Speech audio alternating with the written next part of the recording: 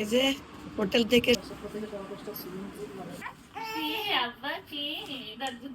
হোটেলের দিকে, হোটেলের একটা রেস্টুরেন্ট।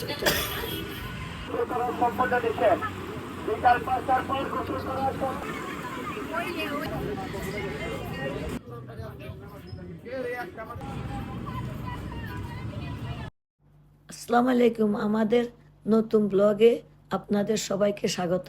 আমরা রিসেন্টলি কক্সবাজারে ঘুরতে গেছি, ওই মুহূর্তগুলো আপনাদেরকে তুলে নিয়ে আসছি, আপনাদেরকে দেখাবো আমরা ওইখানে কিভাবে উপভোগ করছি। আপনারা দেখতে থাকেন।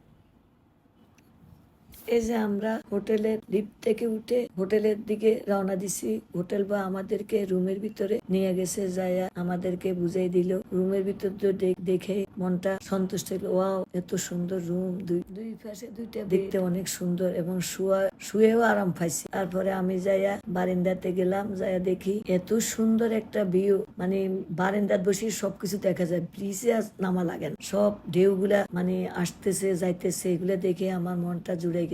বারিন্দার থেকে আইসা রুমে কতক্ষণ নাতিকে নিয়ে দুষ্টামি করলাম। তারপরে দুপুরে লাঞ্চ খাইতে গেলাম। যে হোটেলটাতে গেলাম ওইটা আমাদের নোয়াখালীর একটা ছেলে আছে, ও আমার দেখে চিনতে পারছে। বলছে, আন্টি আপনি যেটা খাবেন আমাকে বলেন। সবকিছু ডবল ডবল আইনা আমাদেরকে খাইতে দিছে। পানির কালার গুলা হলুদ দেখতেছে।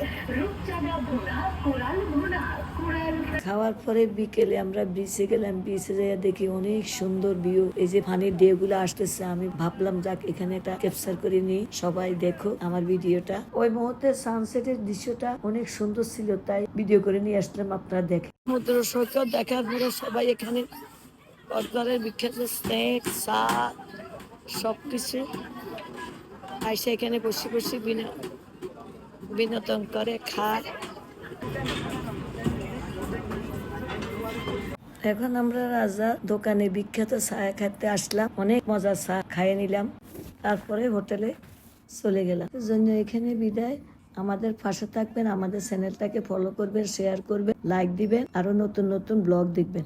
আল্লাহ হাফেজ।